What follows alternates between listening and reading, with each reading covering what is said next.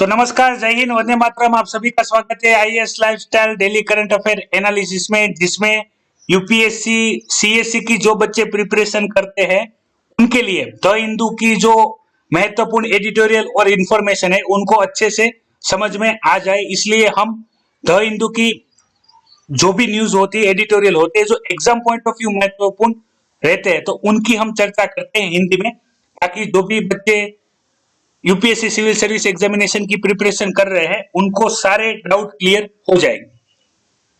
इसी the Hindu analysis में हम आपके साथ डिस्कस करते हैं जो भी पॉइंट आएंगे उस पॉइंट में सबसे अधिक महत्वपूर्ण रहता है हिस्टोरिकल पॉइंट में हम आपसे चर्चा करते हैं।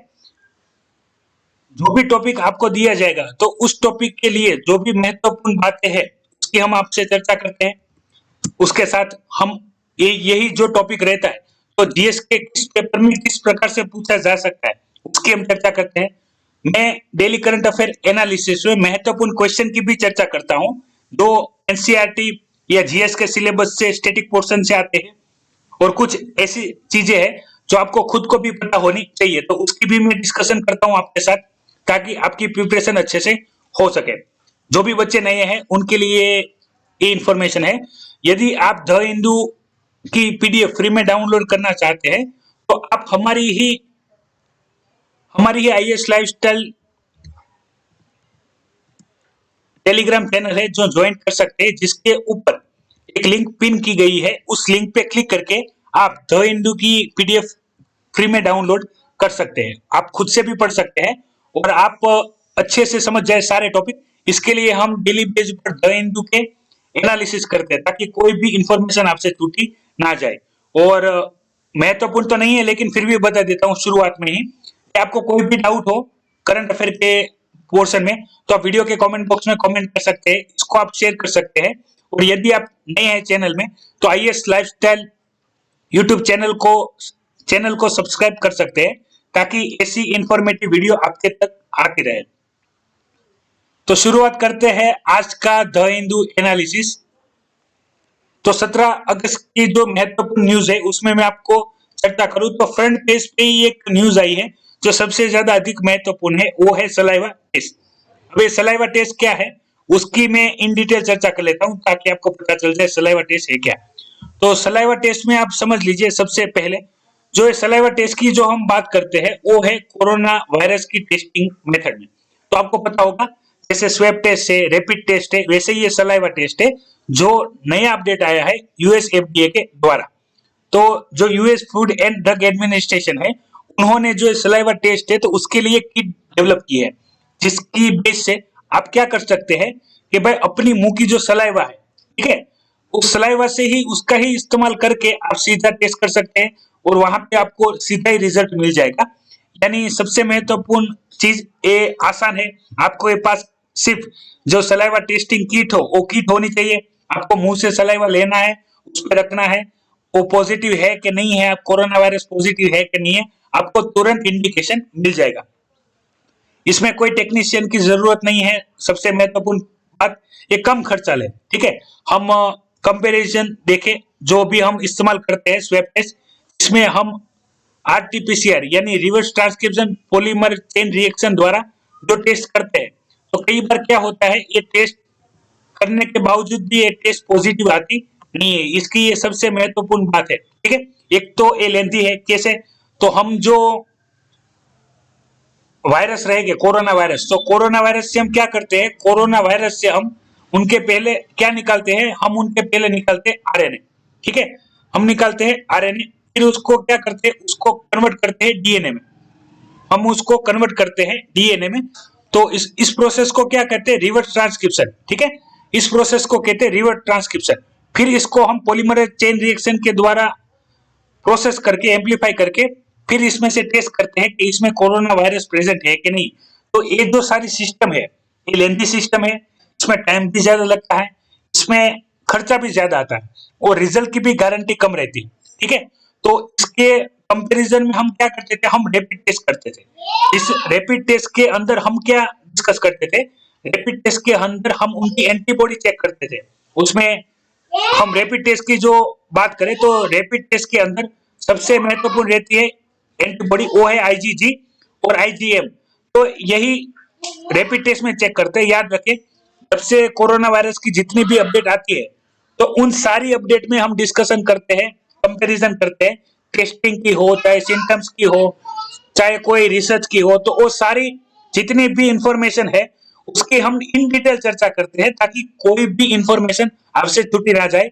और यदि कोरोना वायरस से क्वेश्चन आने ही वाले हैं, ये हम डिस्कशन करें, तो ये जीएस पेपर 3 के अंदर हेल्थ सेक्टर के अंदर जो डिसीज रहेगा उसके अंदर आपको कोरोना वायरस टेस्ट पूछ सकते हैं, या पूरा टेस्ट के नाम एनलिस्ट पूछ के कोई एक टेस्ट भी पूछ सकते हैं। और इकोनॉमिकल बात करें तो जो भी इनके पीछे इकोनॉमिकल जो खर्चा होता है, तो वहां से भी क्वेश्चन आ सकते हैं। तो ये पहली फ्रंट पेज पे न्यूज थी जिसकी हमने डिस्कशन कर ली है। आगे बात करें एडिटोरियल में, तो जैसे आपको पता होगा 15 अगस्त के दिन हमारे जो बड़ा प्रधान है माननीय नरेंद्र मोदी जी, तो उनके द्वारा स्पीच दी गई थी। तो उस जो स्पीच थी तो उसके काफी महत्वपूर्ण कंटेंट थे, तो उन्होंने बताए थे, जो हाल ही में चर्चा में भी थे, जिसके डिस्कशन भी हमने की है। तो ये पहला एडिटोरियल है जो आप देख रहे हैं मोदी जी का, और उसी में दूसरा है, ठीक है, उसी के अंदर दूसरा पॉइंट यहाँ पे दिया गया है। तो हम ये दोनों कंबाइन करके आपसे बात करते हैं, ठीक है। ये भी पॉइंट है यहाँ पे बताया गया है 74 इंडिपेंडेंस डे के लिए। तो ये जो दोनों दोनों है वो दोनों हम साथ में डिस्कशन करते हैं, ताकि अलग अलग बारी बारी से देखना ना पड़े। याद रखिए, यूपीएससी एग्जाम में जो पॉलिटिकल न्यूज है उसकी चर्चा ज्यादा नहीं करते हैं। जो एग्जाम पॉइंट ऑफ व्यू सबसे अधिक महत्वपूर्ण टॉपिक रहते हैं उनकी हम चर्चा करते हैं। तो यहाँ पे ऐसा कोई क्वेश्चन आता नहीं है कि भाई 15 अगस्त 2020 में नरेंद्र मोदी जी ने जो लाल किले से भाषण दिया था वो कितने मिनट का था, या उसमें उन्होंने 370 के लिए क्या बोला था, या हमारे जो पड़ोसी मुल्क है उनके लिए क्या बोला था। ऐसे कोई डायरेक्ट क्वेश्चन आते नहीं है, लेकिन जो उन्होंने बताई है उसमें से जो महत्वपूर्ण चीजें होती है तो वो आती है। तो वो मैं आपके साथ हाईलाइट करना चाहता हूँ। तो यहाँ पे सबसे पहले समझ लीजिए किन किन बातों पे मोदी जी ने चर्चा की है। तो मोदी जी ने हालांकि सभी पॉइंट को टारगेट करके बात की है, लेकिन जो सबसे अधिक महत्वपूर्ण है वो है कि जो आत्मनिर्भर भारत की बात है उसके ऊपर, दूसरा है डिफेंस के ऊपर, एलओसी लाइन ऑफ कंट्रोल और लाइन ऑफ एक्चुअल कंट्रोल में जो डिफेंस की बात है वहां पे उन्होंने चर्चा की है। सेल्फ रिलायंस में हम कैसे जो अपना डिफेंस सिस्टम है तो उसमें कैसे हम अपनी कंपनियों को ग्रो कर सकते हैं। दूसरी महत्वपूर्ण बात, उन्होंने विजन भी रखा कि भाई क्या बदलाव होने चाहिए इन फ्यूचर, जो आने वाला फ्यूचर है उसमें, और उसके आगे उन्होंने बढ़ते हुए बात की है। तो सबसे पहले उन्होंने जो डिस्कशन की है वो एजुकेशन के लिए, तो आपको पता ही है एजुकेशन में भी रिफॉर्म आएंगे। एजुकेशन के साथ साथ सबसे अधिक महत्वपूर्ण है वो है हेल्थ केयर सेक्टर के ऊपर, ठीक है। जैसे कि लोकल सेक्टर जो है उसको तो डेवलप करना ही है, यानी लोकल फॉर वोकल, यानी हम अपने ही रोजगार को कैसे बढ़ाए, ठीक है, मेड इन इंडिया प्रोजेक्ट को कैसे आगे ले जाए, तो उसकी बात की है। उसके बाद बात की है उन्होंने हेल्थ केयर सेक्टर के ऊपर कि इसमें क्या रहेगा कि भाई हम जो हमारी कोरोना वायरस की वजह से हमारी जितनी खामियां थी, ठीक है, हेल्थ केयर सेक्टर में, तो वो हमारे सामने आई है, तो उसको हम इम्प्रूव करेंगे। दूसरी चीज, हम इसको ले जाएंगे डिजिटलाइजेशन के साथ, ठीक है। डिजिटलाइजेशन क्या है, यानी डिजिटल इलाज नहीं करना है, करना क्या है, मान लीजिए कि मेरा नाम रहेगा तो मेरा एक हेल्थ कार्ड रहेगा जिसमें मेरे साथ कोई भी बीमारी हुई है और उसमें कोई भी मुझे किसी भी डॉक्टर ने कोई भी ट्रीटमेंट दी है, तो उसका पूरा क्या होगा, एक मेडिकल रिकॉर्ड होगा। उस मेडिकल रिकॉर्ड से क्या होगा कि इसी मेडिकल रिकॉर्ड से जो भी कोई भी पेशेंट है वो किसी भी प्रकार से कभी बीमार हो और एक जगह से दूसरी जगह जाए, तो वो सारा रिकॉर्ड अपने पास अवेलेबल हो सर्वर में, ताकि वो चेक कर सके कि इनको क्या बीमारियां हैं और क्या मेडिसिन इन्होंने ट्रीटमेंट ली है। और उसका एक्सेस काफी सारे जो अथॉरिटी रहेगी, डॉक्टर अथॉरिटी, ठीक है, उनके द्वारा डिजिटलाइजेशन से द्वारा प्रोवाइड की जाएगी, ताकि अच्छे से ट्रीटमेंट हो सके और हमको आने वाले फ्यूचर में भी कोई दिक्कत है तो हमको पता चल सके और उसके लिए हम अभी से प्रिपेयर हो सके। दूसरी सबसे अधिक और महत्वपूर्ण बात है तो वो बात है कि हम जो वसुदेव कुटुंबकम में मानते हैं, ठीक है, यानी पूरा विश्व एक परिवार है, तो उसकी बात की, जिसमें मोदी जी ने कहा कि हालांकि हम ह्यूमैनिटीज पे, ठीक है, मानवता पे ज्यादा विश्वास करते हैं, उन्होंने स्पेशली फोकस किया कि भाई हम ग्लोबली क्या कर सकते हैं, ठीक है। उनका एरा रहता ही है उनकी बातों में, अगर वैश्वीकरण और ग्लोबलाइजेशन ना दिखे तो मान लीजिए वो नरेंद्र मोदी जी की स्पीच नहीं है, ठीक है। उनका टारगेट रहता ही है, हालांकि वो इकोनॉमिकल ज्यादा रहता है, लेकिन यहाँ पे ऐसी कोई बात नहीं थी। वसुदेव कुटुंबकम के लिए जो वर्ल्ड एक फैमिली है, उसी कॉन्सेप्ट पे उन्होंने आगे बात डिस्कशन में की और साथ में बताया कि भाई आने वाला फ्यूचर है वो इंडिया के लिए ब्राइट है, तो उसके लिए हमको जो भी करना पड़े, ठीक है, as a government, as a protector, तो वो हम काम करेंगे। तो यही सारी चीजें थी जिसकी डिस्कशन उन्होंने की थी। आगे बात करें इसी पेज में, तो जो प्रशांत भूषण जी का जो ट्विटर केस था, ठीक है, जिसमें सुप्रीम कोर्ट ने शिवमोटो दाखिल किया था और उसमें प्रशांत भूषण जी को उन्होंने दोषी गिल्टी पाया था, ठीक है। तो उसके बारे में दी गया है। अभी इसके लिए और भी एक पॉइंट आया है, तो उसके साथ में डिस्कशन यहीं पे कर लेते हैं। यहाँ पे क्या बताया गया है प्रशांत भूषण जी के द्वारा, जिन्होंने कोर्ट ने दोषी करार दिया है, ठीक है। तो उसमें उन्होंने क्या बताया कि भाई देखिए, क्रिटिसिज्म होना चाहिए। अब क्रिटिसिज्म की बात मैं कर लेता हूँ। क्रिटिसिज्म यानी यहाँ पे एक्टिव क्रिटिसिज्म की बात की है। जैसे कि मान के चलिए, आप क्रिटिसिज्म होना चाहिए, क्रिटिसिज्म हर एक फील्ड में होना चाहिए। जैसे पॉलिटिक्स में रहेंगे तो हम गवर्नमेंट की बात करें तो एक रहेगा शासक पक्ष, ठीक है, और दूसरा रहेगा विपक्ष पक्ष, जिसकी गवर्नमेंट है, और दूसरा विपक्ष है। तो अभी हम जो भारतीय जनता पार्टी है वो शासक पक्ष है, तो कांग्रेस को हम विपक्ष दे सकते हैं। अगर मान लीजिए जो भी गवर्नमेंट, जिसकी सरकार की गवर्नमेंट हो, चाहे कांग्रेस की हो कि भाजपा की हो, अगर वो अच्छे से नहीं कर रही, या तो उनके कोई एक मंत्री या तो कोई भी एक ऑफिसर, एग्जीक्यूटिव ऑफिसर या कोई भी गवर्नमेंट ऑफिसर अच्छे अच्छे से काम नहीं कर रहा हो, तो उसकी जो खामियां है, उसके जो काम करने का तरीका है, उसको क्रिटिसाइज करना चाहिए, ठीक है। और क्रिटिसाइज तो अभी सभी जगह खूब चल रहा है, तो उसमें क्या करना चाहिए कि जो उनकी सही में जो गलती है वो हाईलाइट करनी चाहिए, और लिमिट में रह के, ठीक है। यहाँ पे मैं एक्टिव क्रिटिसिज्म की बात कर रहा हूँ। जैसे आपको कोई एक टॉपिक दे दे कि भाई माननीय वड़ा प्रधान अपने पावर का, प्रेसिडेंट नाम नहीं देंगे, खाली इतना ही बोल देंगे कि जो प्रेसिडेंट है या तो जो हमारे प्राइम मिनिस्टर है, वो अपनी पावर का दुरुपयोग करते हैं, क्रिटिसाइज कीजिए।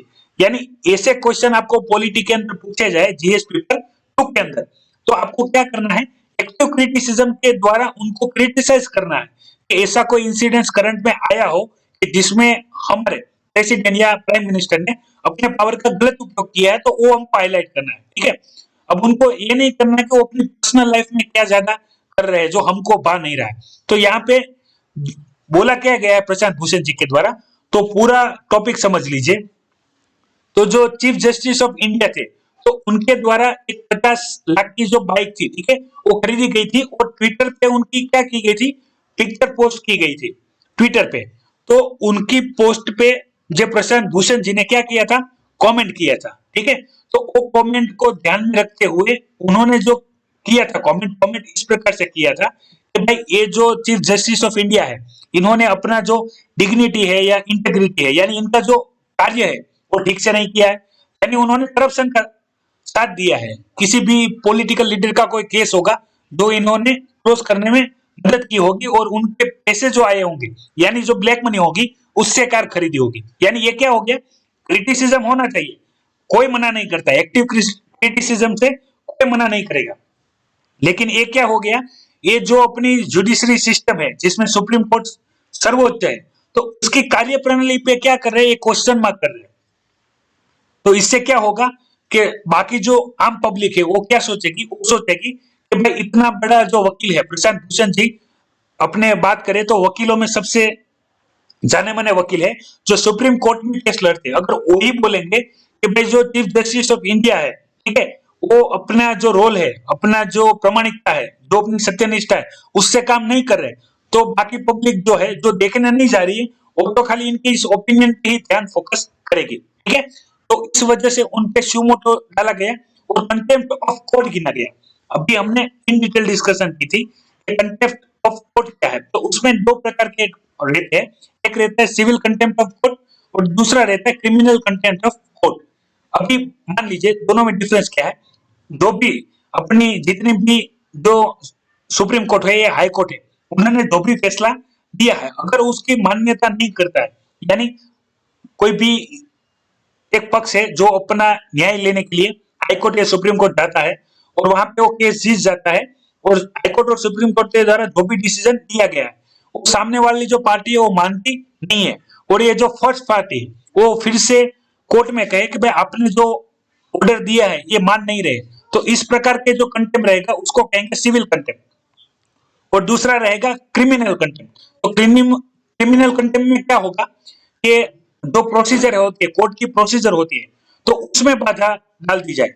उनकी जो कंटेम्प्ट होता है, यानी मान लीजिए आपने कभी कभी देखा हो तो जो जज रहेंगे उनके ऊपर साई फेंक दी, या कोई जूता उतरा के फेंक दिया, या तो उनको कोई प्रेशराइज किया उनके काम के लिए, या उनको धमकाया, ऐसा कोई भी क्रिमिनल टाइप कोई एक्टिविटी की जाए तो उसको बोलते हैं क्रिमिनल कोर्ट ऑफ कंटेम्प्ट। तो इन्हें सिविल कंटेम्प्ट ऑफ कोर्ट के अंदर इनको क्या पाया गया है, गिल्टी पाया गया है, जिसके लिए कम से कम 6 महीने की तो सजा हो सकती है। जिसका निर्णय कब आएगा, जिसका निर्णय आएगा 20 अगस्त को। लेकिन यहाँ पे हालांकि ये कंटिन्यू बहस चल रही है कि भाई क्रिटिसाइज करना चाहिए, क्रिटिसिज्म करना चाहिए कि नहीं करना चाहिए, और बात करने जा रहे हैं लोग कंटेम्प्ट ऑफ कोर्ट की। तो इसमें मैंने डिटेल में चर्चा की थी कि मान लीजिए जो सुप्रीम कोर्ट है वो देश का सर्वोच्च कोर्ट है। अभी ये सारा इंसिडेंस हुआ कहाँ है कि जो चीफ जस्टिस ऑफ इंडिया थे उन्होंने ट्विटर पे अपना पिक्चर डाला था, और ट्विटर में प्रशांत भूषण जी ने कमेंट किया था। तो उस कमेंट को ध्यान में रखते हुए वो इतना ट्रोल होने लगा, वो ट्रेंडिंग में आ गया, और उसको ज्यादा ट्रेंडिंग मिलने की वजह से जो अपनी सुप्रीम कोर्ट है उन्होंने कंटेम्प्ट ऑफ कोर्ट के अंदर उनके अगेंस्ट केस दाखिल कर दिया। हालांकि एक क्वेश्चन मैं आपको पूछता हूं, जिन भी बच्चों को पता है वो वीडियो के कमेंट बॉक्स में कमेंट कर दीजिएगा कि सुप्रीम कोर्ट अगर शिवमोटो के अंदर कोई भी केस दाखिल करता है तो अटॉर्नी जनरल की परमिशन चाहिए कि नहीं चाहिए। ठीक है, जिन भी बच्चों को पता है वो कृपया कमेंट कीजिएगा। रिपीट करता हूं, क्वेश्चन याद रहे, सुप्रीम कोर्ट है वो शिवमोटो के अंदर कोई केस दाखिल करता है किसी भी के खिलाफ, तो अटॉर्नी जनरल ऑफ इंडिया की परमिशन चाहिए कि नहीं चाहिए, और चाहिए तो किस कंडीशन में चाहिए, वो आपको वीडियो के कमेंट बॉक्स में कमेंट करना है। अब यहाँ पे बात क्या की जा रही है कि भाई जो सुप्रीम कोर्ट है वो देश में सर्वोच्च है, ठीक है। तो ऐसे जो इंसिडेंट्स है जो सोशल मीडिया पे हो रहे, कोई अलग से अपनी बाइक के साथ फोटो शेयर कर रहा है, कोई कमेंट कर रहा है, तो क्या जो सुप्रीम कोर्ट है उनको ऐसे केस दाखिल करने चाहिए जहां जुडिशरी सिस्टम में, हमारी जुडिशरी सिस्टम में ऑलरेडी इतने सारे केस पेंडिंग है, ठीक है। तो इतने पेंडिंग केस होने के बावजूद आप ऐसे एडिशनल केस लेके उस पर सुनवाई कैसे कर सकते हो। ये तो एक बात ठीक है कि प्रशांत भूषण जी तो वेल नोन लॉयर है, तो उनके खिलाफ ठीक है ये हो गया है, लेकिन कोर्ट को ऐसा करना चाहिए कि ना करना चाहिए इस पर भी बहस छिड़ गई है। और सबसे अधिक पूर्ण कि आप जैसे हाथी चले बाजार और कुत्ते भौंके हजार, ठीक है, तो उन पे फोकस करना चाहिए कि नहीं करना चाहिए, या सुप्रीम कोर्ट है उसको अपना जो कार्य है वो इंटीग्रिटी और ऑनेस्टी से करता रहना चाहिए। तो यही सारी बहस है जो इसके वजह से छिड़ गई है। तो याद रखिए कभी भी करंट अफेयर में किसी भी मुद्दे पे ज्यादा बात हो तो वहां से क्वेश्चन आ सकता है। सबसे बड़ी चीज है क्वेश्चन आने की, तो कंटेम्प्ट ऑफ कोर्ट में क्वेश्चन आ सकता है, फिर आ सकता है शिवमोटो पे। शिवमोटो पे सुप्रीम कोर्ट और हाई कोर्ट की क्या पावर है, अटॉर्नी जनरल का रोल क्या है। अगर शिवमोटो के अंदर हमने कोविड-19 में देखा था कि जो गवर्नमेंट की पॉलिसी थी लॉकडाउन की, या माइग्रेंट वर्कर को घर पहुंचाने की, या किसी भी जिसमें प्रॉब्लम हो रहा था माइग्रेंट वर्कर को, तो गवर्नमेंट के खिलाफ जो अपनी हाईकोर्ट थे, ठीक है, उन्होंने शिवमोटो दाखिल कर दिया था। तो जिसके केस के लिए सॉलिसिटर जनरल, उनका नाम क्या है वो आपको वीडियो की कमेंट बॉक्स में कमेंट करना है, जो द हिंदू में रेगुलर नाम उनका आता ही रहता है। तो वो केस देखने गए थे, उन्होंने काउंटर आर्गुमेंट भी की थी। तो ऐसे जो टॉपिक है जो चर्चा में रहते तो वहां से क्वेश्चन आने के चांस बढ़ जाते हैं। यहां से हम आगे बात करें तो ये टॉपिक है राम राज्य और प्रजा सुखी और अपना जो राम मंदिर है उनके ऊपर। तो ज्यादा कंस्ट्रक्टिव कोई बात है नहीं, ठीक है, इंफॉर्मेटिव है, आप देखना चाहते हैं तो देख सकते हैं, वरना मैं आपको स्किप करने के लिए बोलूंगा, क्योंकि ऐसी कोई इंफॉर्मेशन है नहीं तो आप किसी भी क्वेश्चन में कॉन्क्रीट आंसर लिख सके। हालांकि सारी बातें हैं वो आपको पहले से ही पता है, फिर भी आप पढ़ना चाहते हैं, ठीक है, तो आप पढ़ सकते हैं। मैंने जो राम राज्य वाली बात की है वो आपको यहाँ मेंशन की गई है, तो आप यहाँ पे देख सकते हैं। यहाँ से हम आगे बात करते हैं सबसे महत्वपूर्ण जितने भी टॉपिक रहेंगे एग्जाम पॉइंट ऑफ व्यू हम डिटेल में डिस्कस करते हैं। हालांकि जो पॉलिटिकल न्यूज होती है उसको ज्यादा डिस्कस करने से फायदा नहीं है, ठीक है। पॉलिटिकल न्यूज से क्वेश्चन नहीं आते हैं, हालांकि हम उस पर चर्चा करें तो चर्चा हम ज्यादा कर सकते हैं, लेकिन वहां से कोई न्यूज आती नहीं है तो उसको हम स्किप ही करते हैं। यहाँ पे आगे बात हुई वो है श्रीलंका के लिए, ठीक है। श्रीलंका में जो इलेक्शन अभी गए और जो नई पार्टी आई है जो फ्रेंडली नहीं है, भारत फ्रेंडली नहीं है, लेकिन जो महत्वपूर्ण डिस्कशन है उसकी बात कर लेते हैं। तो अभी जो पार्टी आई है वो पार्टी कौन सी है? वो पार्टी है SLPP, ठीक है। आप देख सकते हैं श्रीलंकन पोडुजना पूर्णमना, ठीक है, पीपल्स फ्रंट पार्टी। तो वहां पे जो राजपक्सा है उनकी पार्टी आई है। वो आने का कारण क्या बताया गया है? वो आने का कारण बताया गया है कि हमारे जो तमिल तमिल इंडियन है कि जो श्रीलंका में बसते हैं तो उनके जो राइट्स है उनके लिए बात की है। तो अभी वहां पे जो तमिल की भी जो पॉलिटिकल पार्टी थी, ठीक है, तमिल नेशनल अलायंस, तो उसकी यहाँ पे एक एनालिसिस दी गई है, क्योंकि हालांकि आपको एग्जाम पॉइंट ऑफ व्यू इतनी महत्वपूर्ण नहीं है। जो सबसे महत्वपूर्ण है उसकी हमने चर्चा ऑलरेडी की है, तो वो मैं आपके साथ एक बार रिपीट कर लेता हूँ। क्या है वो चर्चा? तो जो श्रीलंका का कॉन्स्टिट्यूशन में उसमें 13 कॉन्स्टिट्यूशन अमेंडमेंट एक्ट, जिसके द्वारा वहां पे जो LTTE संगठन था तमिल का, जो तमिल के राइट्स के लिए लड़ते थे, तो उनको क्या किया गया था? उनको सरेंडर करने के लिए बोला था और उनको बोला था इन फ्यूचर आपको जितने भी डिमांड है उसको हम कंसीडर करेंगे और उसके लिए हम अच्छे से काम करेंगे।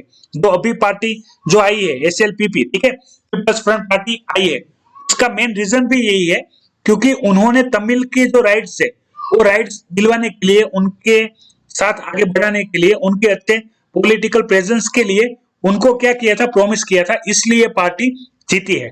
तो इसके जब इलेक्शन हुए थे, ठीक है, 5 अगस्त, तो हमने 4 अगस्त को भी इसका डिस्कशन किया था, 5 अगस्त को भी इसका डिस्कशन किया था, तो हम आपसे शेयर किया था। अभी जो भी बच्चे नहीं है उनको मैं बता दूं कि पहले श्रीलंका भी ब्रिटिश कॉलोनी का ही भाग था।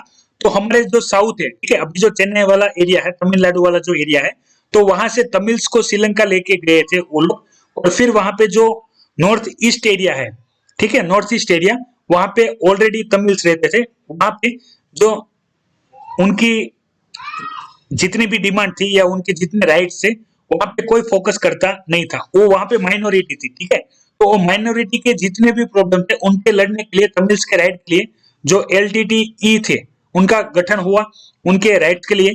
तो हमारे जो बड़ा प्रधान थे राजीव गांधी जी, तो उनके द्वारा एक कैंपेन चलाया गया कि जिसमें 13 constitution amendment act of Sri Lanka, जिसमें LTTE संगठन है उनको बोला गया कि आप सरेंडर करो, आपके जितने भी राइट्स है, आपका जितने भी नीड्स है, उन सबको हम क्या देंगे? प्रावधान देंगे। हालांकि ये बातें होती रही है, अभी भी वहां पे इतना अच्छा काम नहीं हुआ है। दूसरी चीज, इस इलेक्शन में क्या किया गया था? तमिल की वोट है उसको काउंटर करने के लिए और एक तमिल पार्टी खड़ी की गई थी, जिससे क्या हो जाए कि तमिल के अंदर ही सेपरेशन हो जाए कि जैसे हम लोकल इंडियन गवर्नमेंट के जो इलेक्शन होते हैं, ठीक है, सरपंच के, म्युनिसिपैलिटी के, तो वहां पे भी वो देखते थे कि भाई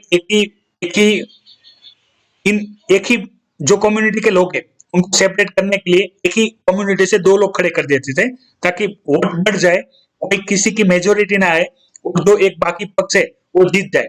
तो यही सारी बातें यहाँ पे की गई है। हालांकि एग्जाम पॉइंट ऑफ व्यू इतना महत्वपूर्ण नहीं है, लेकिन इंटरनेशनल रिलेशनशिप में आपको तमिल के राइट्स के बारे में, LTTE के बारे में ज्यादा पता होना चाहिए। सबसे महत्वपूर्ण बात 15 अगस्त की, तो हमारे जो पूर्व क्रिकेट के कप्तान थे महेंद्र सिंह धोनी, उन्होंने जो अपने इंटरनेशनल क्रिकेट है वहां से उन्होंने अभी परमानेंट रिटायरमेंट ले ली है। उन्होंने ये सारी चीजें सोशल मीडिया से ट्वीट करके बताई थी और जैसे ही उन्होंने ट्वीट किया तो वो एक ट्रेंडिंग न्यूज हो गई थी। हमने भी अपने जो इंस्टाग्राम, व्हाट्सएप, फेसबुक पेज है वहां पे ये सारी इंफॉर्मेशन शेयर की थी। यदि आप नहीं जुड़े हमसे तो वहां पे भी आप जुड़ सकते हैं। आगे बात करें तो यही प्रशांत भूषण जी का जो क्रिटिसिज्म वाला टॉपिक है, तो वो सारी मैंने जो बात की है वहां पे यही डिस्कशन हुआ है। इसके आगे जो महत्वपूर्ण बातें हैं उस पर हम ज्यादा गौर करें तो आज अधिक से अधिक जितने भी टॉपिक है उसको हम इन डिटेल डिस्कशन करेंगे। फिर भी कोई भी टॉपिक बाकी रह जाए और आपको कोई भी क्वेश्चन हो तो आप वीडियो के कमेंट बॉक्स में अवश्य कमेंट कर सकते हैं। अभी यहाँ पे बात की है अर्बन जो फ्लड आता है उसके बारे में। तो पहले कंटेक्स्ट समझ लीजिए, कंटेक्स्ट में आपको बता देता हूं तो आपको आइडिया आ जाए कि बात किस टॉपिक पे हो रही है, ठीक है। तो अर्बन जो फ्लड रहेंगे, ठीक है, उसका कारण क्या है। तो पहले आप समझ लीजिए कि हमारी जो नेशनल डिजास्टर रिस्पांस फोर्स है, आप देख सकते हैं यहाँ पे नेशनल जो एनडीआरएफ है और स्टेट डिजास्टर रिस्पांस फोर्स है, तो उसको कार्य को लेके बात की गई है। बात क्या है वो समझ लीजिए। आप फिगर में देख सकते हैं यहाँ पे कि ये क्या है, ये पूरा जंगल वाला एरिया था, ठीक है, जहाँ पे पहले ऑलरेडी क्या था, जंगल था। तो जंगल काट के क्या कर दिया है, यहाँ पे मकान और घर बना दिए है और लोग यहाँ पे रहते हैं। फिर क्या रहेगा, धीरे धीरे यहाँ पे क्या कर दिया जाएगा, यहाँ पे कर दी जाएंगी फ्लोरिंग, यानी अच्छी सी कंक्रीट वाली रोड बना दी जाएगी या तो ब्लॉक्स डाल के उसको पैक कर दिया जाएगा। तो यहाँ पे जब पहले जंगल था, ठीक है, तो जब भी बारिश होती थी तो पानी जमीन के अंदर उतर जाता था। लेकिन हालांकि जंगल के एरिया को काट के, जंगल के एरिया जो है उसको काट के वहां पे शहर की तरह घर और रोड या फ्लोर बनाया गया है, तो पानी की ड्रेनेज की प्रॉब्लम होगी क्योंकि पानी के निकलने के लिए जगह नहीं मिलेगी, ठीक है, प्रॉपर ड्रेनेज नहीं बना है क्योंकि जंगल एरिया है। दूसरी चीज, पानी जो पहले जमीन सोख लेती थी वो भी नहीं सोख पाएगी क्योंकि ऊपर रोड है। तो ये क्या होगा, जैसे ही एक दो बारिश होगी तो ये सारा पानी घर के आसपास बढ़ जाएगा। तो इसके ये फिर इसको क्या करना पड़ेगा, यहाँ पे जितने भी लोग रहते हैं उनको रेस्क्यू करना पड़ेगा। तो रेस्क्यू करने के लिए कौन आएंगे, रेस्क्यू करने के लिए एनडीआरएफ और एसडीआरएफ आएंगे, ठीक है। तो यहाँ पे बात क्या हो रही है कि जैसे कि जो नेशनल डिजास्टर रिस्पांस फोर्स है, तो वो ऐसे जो केस रहेंगे तो उन केस को कैसे हैंडल करें। तो उनके लिए उन्होंने क्या किया है कि भाई इनके द्वारा, एनडीआरएफ के द्वारा एक गाइडलाइंस जाहिर कर दी जाए कि भाई आपको इसी जो जो फ्लड प्रोन एरिया है या यानी कि जो जंगल एरिया है जहां पे फिर आपने रेसिडेंस बनाने शुरू कर दिया, रेसिडेंस एरिया कन्वर्ट कर दिया है, उस केस में जहां पे जो ड्रेनेज की प्रॉपर सुविधा नहीं है, तो आपको क्या करना चाहिए, अच्छे से उसके लिए पानी के निकालने के लिए आपको जो जो भी स्टेप लेने हो वो उनके द्वारा गाइडलाइंस दी जानी चाहिए। और सबसे महत्वपूर्ण और अधिक, अगर आप जंगल काट के घर बना रहे हो तो इन सारी चीजों का ध्यान रख के काम कीजिए तो अच्छे से काम हो सकता है। तो यही चर्चा यहाँ पे की गई है। हमारे एग्जाम पॉइंट ऑफ व्यू महत्व क्या है, जो डिजास्टर मैनेजमेंट है उसमें अर्बन फ्लडिंग के ऊपर कोई क्वेश्चन आए तो उसके कॉन्क्रीट आंसर में आप एनडीआरएफ का जो कार्य है वो लिख सकते हैं, एसडीआरएफ का कार्य लिख सकते हैं और उनके द्वारा जितनी भी गाइडलाइंस दी गई है, ठीक है, ऑलरेडी गाइडलाइंस अवेलेबल है डिजास्टर मैनेजमेंट एक्ट 2005 एंड जो नई गाइडलाइंस है उन दोनों की जितनी भी विवरण है आप एक साथ लिख सकते हैं ताकि आप अपनी बात अच्छे से लिख सके। और यहाँ से मैं आगे बात करूं तो जो बॉर्डर पे जो एनसीसी के जो जवान रहते हैं, ठीक है, तो उनके पावर बढ़ाने को लेके बात चल रही है, वो अभी ऑफिशियली डिक्लेयर हो गया है। तो हम यहाँ पे इसकी चर्चा कर लेते हैं, बात क्या है तो आपको इन डिटेल पता चल जाए। तो बॉर्डर की जो सिक्योरिटी है उसको मद्देनजर वहां पे जो एनसीसी है, ठीक है, तो उसको अगर बेस बढ़ा दिया जाए तो अच्छा रहेगा जो बॉर्डर पे जितने भी डिफेंस होगा उसके लिए। तो यहाँ पे भी बताया है तो भाई नेशनल कैंडिडेट जो कोर्प्स है तो उनकी जो बॉर्डर पे प्रेजेंस है वो बढ़ानी चाहिए। और एनसीसी में आपको पता ही होगा कि स्कूलिंग में और कॉलेज में बच्चों को ट्रेन करने के लिए भी अच्छे से एनसीसी कैंप ज्वाइन करवा के उनको प्राइमरी ट्रेनिंग भी दी जाती है। जिन बच्चों को ज्यादा इंटरेस्ट है वो एनसीसी कैंप जो बॉर्डर पे रहते हैं वहां पे क्या कर सकते हैं, पार्टिसिपेट भी कर सकते हैं ताकि अगर सिक्योरिटी में कोई जरूरत हो तो वो एज अ ऑप्शन यूज हो सके और इसके लिए हमारी जो इंटरनल सिक्योरिटी है वो बढ़ सके। जो हमारे बीएसएफ है, ठीक है, और बाकी जो भी जहां पे भी रिक्वायरमेंट हो वहां पे एनसीसी जवान है वो कार्य कर सके। तो न्यूज है, महत्वपूर्ण है, हालांकि इसमें और डिटेल चर्चा हो सकती है क्योंकि अभी तो क्या है ये सिर्फ बात चल रही है, फिर जो फाइनल कंक्लूजन हो जाएगा तो उसके ऊपर हम ज्यादा इंटरनल डिस्कशन करेंगे। तो यही सारी बात थी जो आज के पॉइंट ऑफ व्यू सबसे ज्यादा महत्वपूर्ण थी, जो आपको पता होनी चाहिए, जिसकी इन डिटेल चर्चा मैंने आपसे कर ली है। तो ये इन्फॉर्मेशन पसंद आई है तो वीडियो को लाइक कीजिएगा। सबसे महत्वपूर्ण है कि ये वीडियो के अंदर जितनी भी बातें आपको बताइए उसमें कोई भी डाउट है तो वीडियो की कमेंट बॉक्स में आप कमेंट कीजिएगा। सबसे महत्वपूर्ण, आप आईएएस लाइफस्टाइल जो यूट्यूब चैनल है उसमें नए हैं तो कृपया चैनल को सब्सक्राइब कीजिएगा और आपको कोई भी डाउट है तो वीडियो के कमेंट बॉक्स में कमेंट कीजिएगा। और द हिंदू की पीडीएफ फ्री में डाउनलोड करने के लिए आप हमारे आईएएस लाइफस्टाइल जो टेलीग्राम चैनल है उसको ज्वाइन कर सकते हैं। और ज्वाइन करने के बाद जो टेलीग्राम चैनल है उसके टॉप पे एक लिंक है, वो पिन की गई है, वहां से आप द हिंदू की पीडीएफ डाउनलोड कर सकते हैं। तो ये था 17 अगस्त द हिंदू एनालिसिस, ठीक है, जिसकी सारी इंफॉर्मेशन मैंने आपसे चर्चा की है। फिर भी कोई भी डाउट है, UPSC civil service examination preparation strategy भी हम डिस्कस करते हैं, daily based current affair analysis भी हम डिस्कस करते हैं। जो एग्जाम पॉइंट ऑफ व्यू महत्व के जितने भी टॉपिक रहते हैं उस पर हम चर्चा करते हैं, जिसमें मैं आपको हिस्टोरिकल पॉइंट बताता हूँ, जीएस के किस पेपर में क्वेश्चन आ सकता है उसकी इंफॉर्मेशन देता हूँ, और काफी सारे क्वेश्चन की डिस्कशन भी करता हूँ जो ऑलरेडी आ गए हैं और जिसका पता आपको होना चाहिए ताकि अच्छे से आप प्रिपेयर कर सको। तो आपसे विदाई लेने का समय हो गया है। जय हिंद, वंदे मातरम। आपका दिन शुभ रहे। देखने के लिए धन्यवाद। देखते रहिए आईएएस लाइफस्टाइल यूट्यूब चैनल। जय हिंद।